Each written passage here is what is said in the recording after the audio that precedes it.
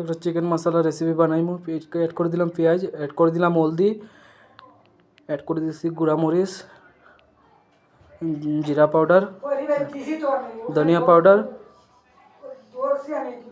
Chicken মশলা, গরম মশলা, black powder,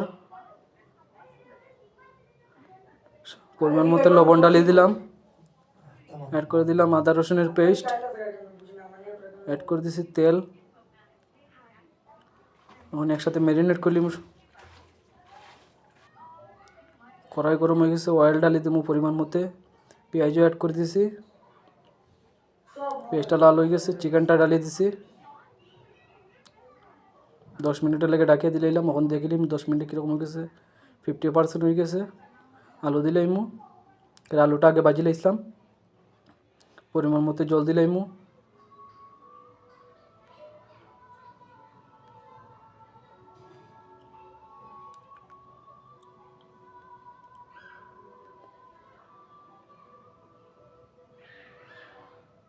finally আমার 80% হয়ে গেছে।